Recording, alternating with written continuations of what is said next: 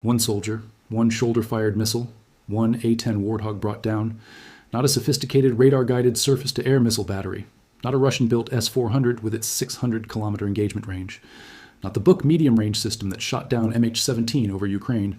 One Iranian soldier, on the ground, near the Strait of Hormuz, with a MANPADS, a man-portable air defense system, a shoulder-fired missile that one person can carry, aim, and fire alone. And the aircraft it hit was the A-10 Thunderbolt II, the Warthog, the specific aircraft that the United States Air Force built to be unkillable by exactly this kind of ground threat.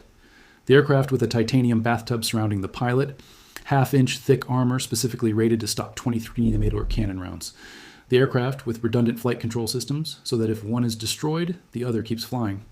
The aircraft with two engines mounted high on the fuselage, so that ground fire hitting the underside cannot reach them.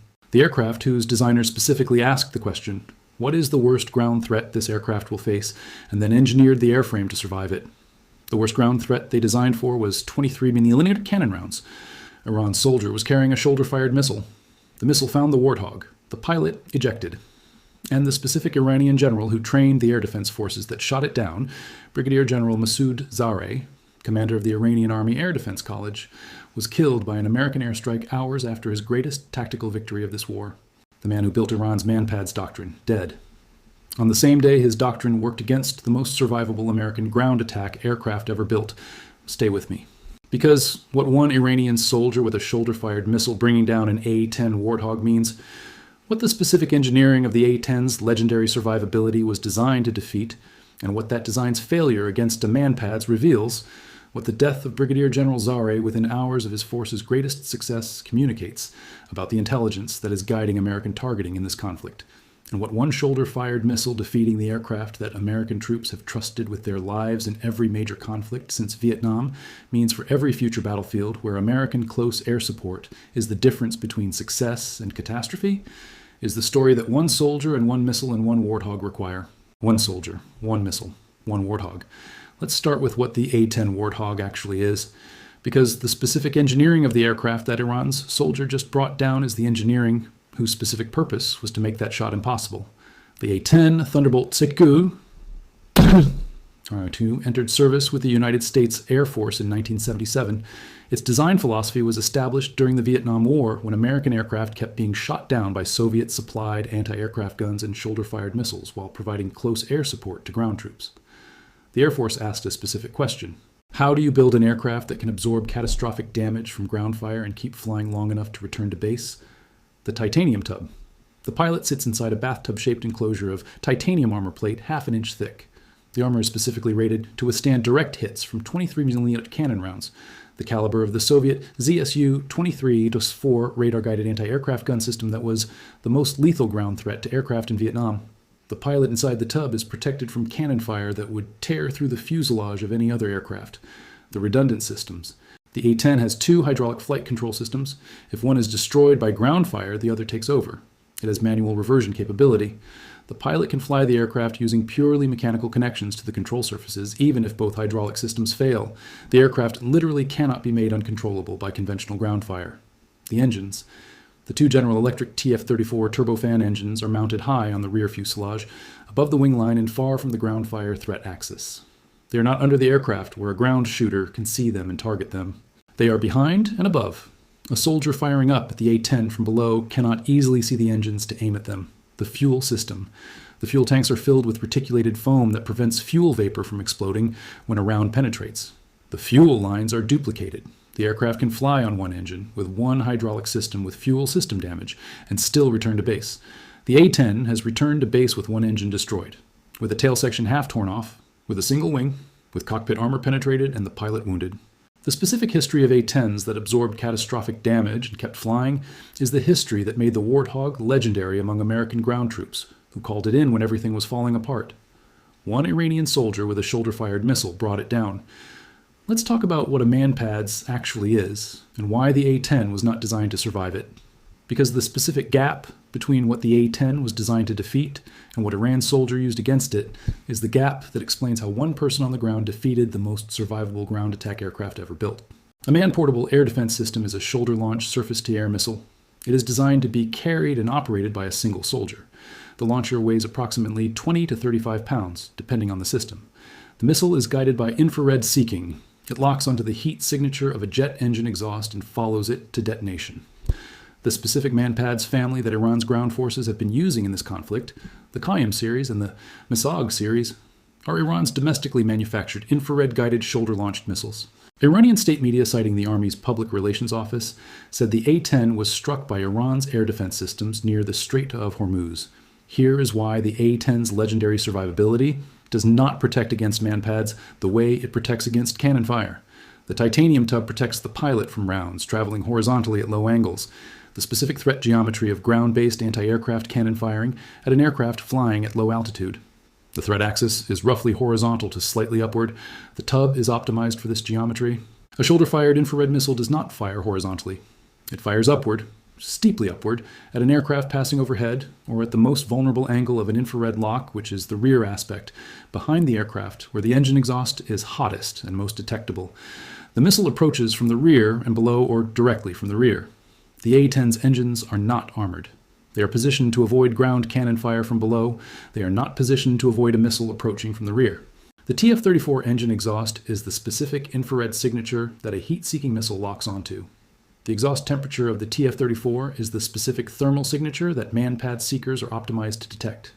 The titanium tub is between the pilot and the cannon fire below. The shoulder-fired missile came from a different direction. The A-10's armor is between the pilot and the threat it was designed to defeat. The MANPADS approached from where the armor is not.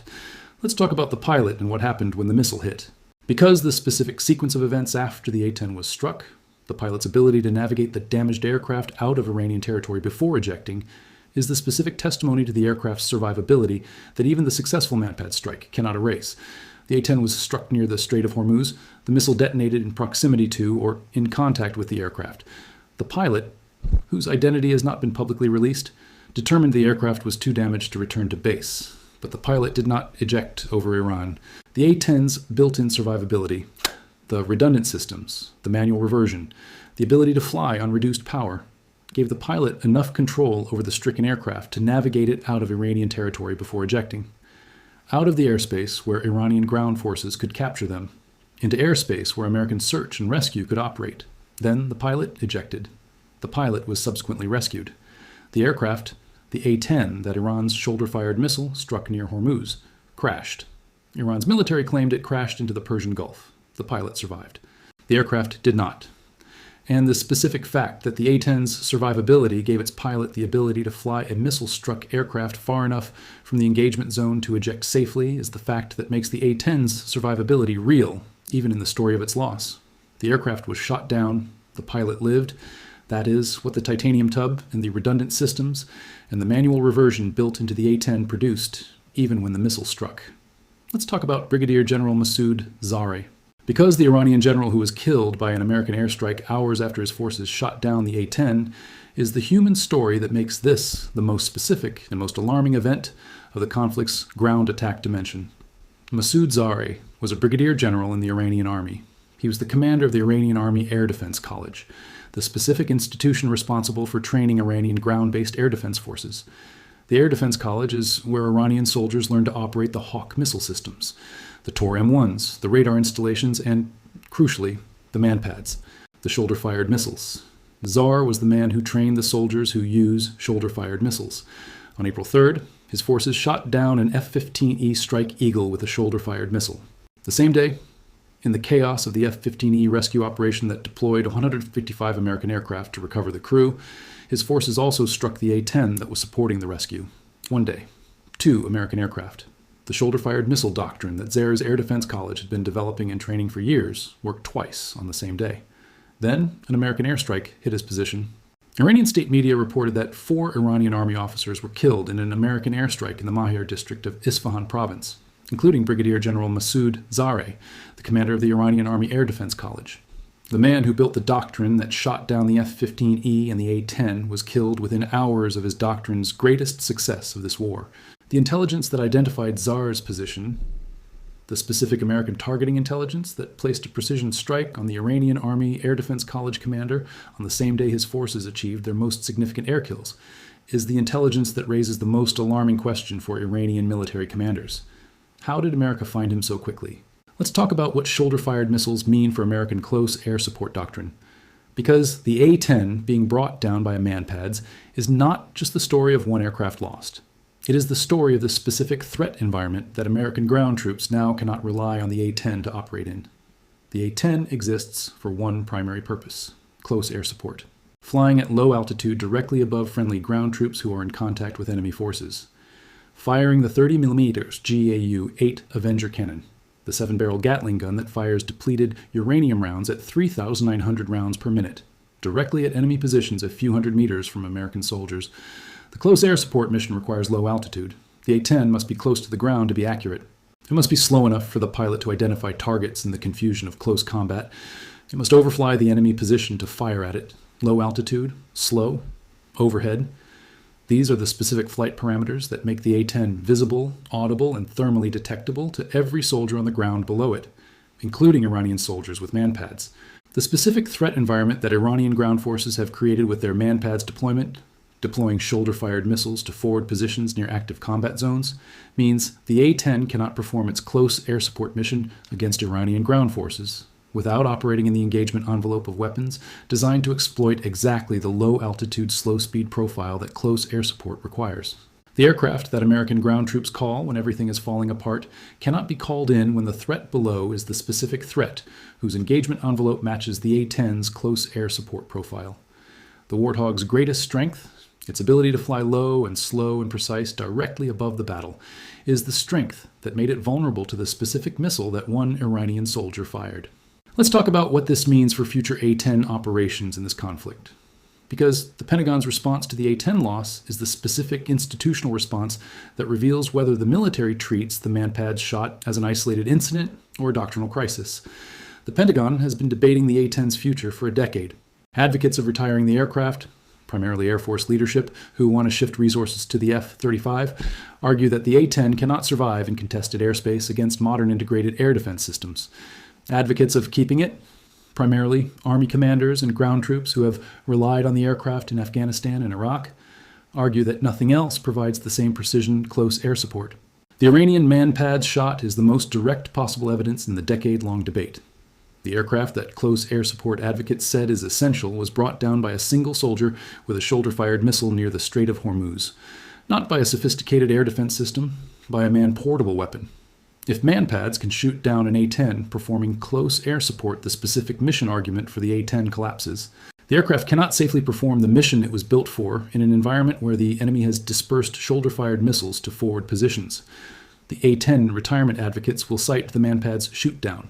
The close air support advocates will note that the pilot survived and flew the aircraft to safety before ejecting. Both arguments will be made by people who were not in the Warthog when the missile hit. Here's what one Iranian soldier with a shoulder-fired missile bringing down an A-10 Warthog means for this war and for every future war American forces fight. It means the aircraft that has been the most beloved close air support platform in American military history, the aircraft that American ground troops have trusted to save them when artillery is too far away and the F-16 is too fast and the helicopter is too fragile, was brought down by a threat that does not require radar, does not require electricity, does not require a trained crew, and does not cost more than a few $1,000s. It means the specific doctrinal promise that the A-10 can operate over contested ground and absorb the punishment that killing enemy forces close to friendly troops requires, has been tested against a MANPADS and found to have a specific vulnerability at the specific altitude and speed profile that close air support demands. It means Brigadier General Masoud Zare's death hours after his force's greatest tactical success of the war is the specific intelligence story that every Iranian commander who trains air defense forces is processing. The knowledge that American targeting intelligence can identify and strike the commander responsible for an aircraft kill within hours of the kill being achieved. And it means the A-10 that crashed near the Strait of Hormuz, the Warthog that one Iranian soldier brought down with one shoulder-fired missile, is the specific aircraft whose loss will be argued about in Pentagon conference rooms and congressional hearings and Air Force briefings for the next decade as the specific evidence in the debate about whether the aircraft that was built to survive everything can survive the specific threat that one person on the ground can carry on their shoulder. One soldier, one missile, one Warthog. The aircraft built to survive everything did not survive the thing it wasn't built for, near the Strait of Hormuz.